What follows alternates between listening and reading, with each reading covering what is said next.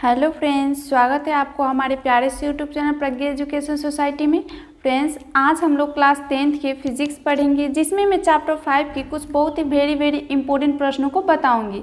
इस चैप्टर का नाम है विद्युत धारा का चुंबकीय प्रभाव। विद्युत धारा का चुंबकीय प्रभाव, इसमें बहुत ही इंपॉर्टेंट क्वेश्चन है जो आपको परीक्षा में पूछे जाने वाले क्वेश्चन है। तो आप लोग इस वीडियो को ध्यान से देखिएगा और सारे प्रश्नों को याद कर जाइएगा। तो चलिए फ्रेंड्स, वीडियो को शुरू करते हैं।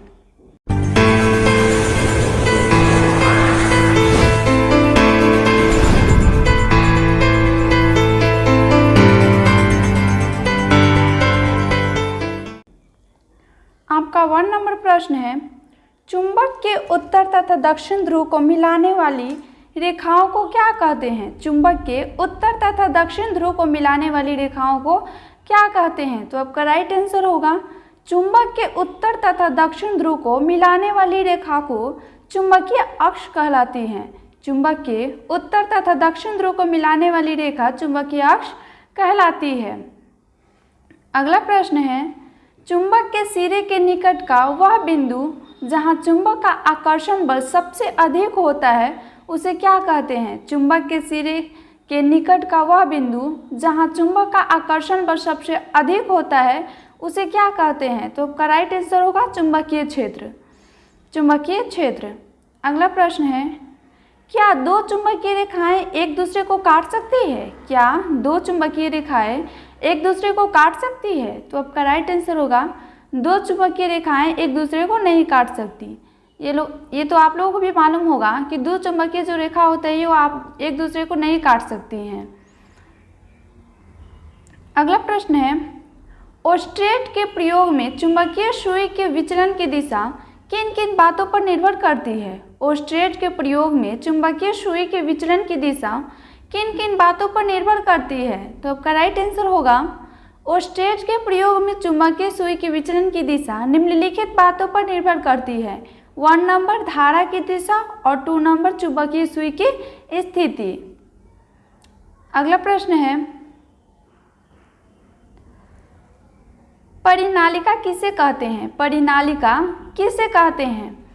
इसका आंसर होगा, यह कांच या गत्त का एक ऐसा खोखला बेलनाकार नली है जिसके ऊपर तार लपेटकर विद्युत धारा प्रवाहित करने पर छड़ चुंबक जैसा कार्य करता है। यह कांच या गत्त का एक ऐसा खोखला बेलनाकार नली है जिसके ऊपर तार लपेटकर विद्युत धारा प्रवाहित करने पर छड़ चुंबक जैसा कार्य करता है। अगला प्रश्न है, क्रोड किसे कहते हैं? क्रोड किसे कहते हैं? तो आपका राइट आंसर होगा, परिनालिका जिस पदार्थ पर लिपटी होती है उसे क्रोड कहते हैं। परिनालिका जिस पदार्थ पर लिपटी होती है उसे क्रोड कहा जाता है।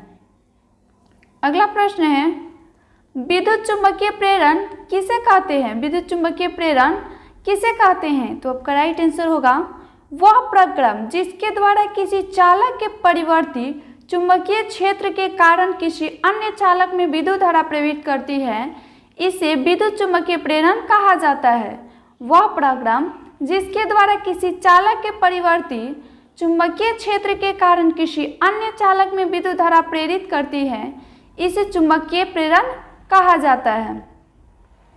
अगला प्रश्न है, ऐसे कुछ युक्तियों के नाम लिखिए जिनमें विद्युत मोटर उपयोग किए जाते हैं। ऐसे कुछ युक्तियों के नाम लिखिए जिनमें विद्युत मोटर उपयोग किए जाते हैं। तो आपका राइट आंसर होगा, विद्युत मोटर के उपयोग ए नंबर विद्युत पंख हो, बी नंबर रेफ्रिजरेटर हो, सी नंबर कूलर हो, डी नंबर वॉशिंग मशीन हो, ई नंबर कंप्यूटर हो, एफ नंबर MP3 प्लेयर हो।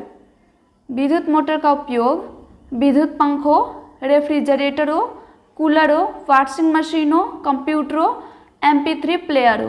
फ्रेंड्स, मैंने जो पहले वाला वीडियो डाला है उसमें भी ये क्वेश्चन पूछा है, ऐसे कुछ युक्तियों का नाम लिखिए जिनमें विद्युत मोटर उपयोग किए जाते हैं, और उसका आंसर भी यही है। आप लोग उस वीडियो का भी ध्यान से देख लीजिएगा और याद कर लीजिएगा।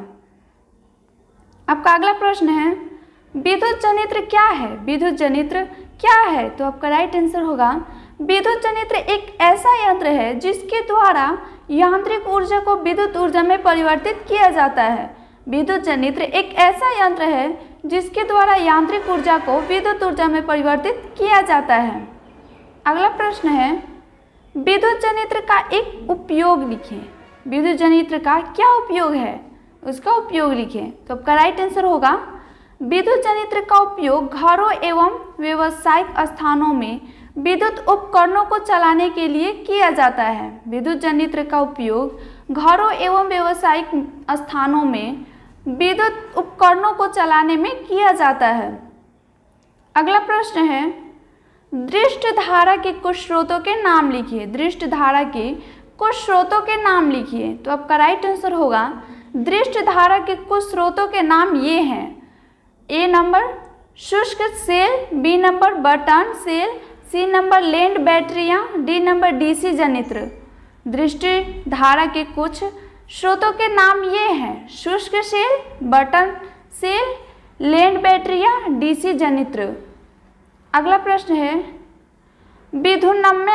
विधुनम्य उदासीन तथा भूतारों के विद्युत रोधी आवरण सामान्यतः किस किस रंग के होते हैं। विधुनम्य उदासीन तथा भूतारों के विद्युत रोधी आवरण सामान्यतः किस किस रंग के होते हैं। तो आपका राइट आंसर होगा, विधुनम्य लाल रंग के, उदासीन काले रंग के तथा भूतारे हरे रंग के होते हैं।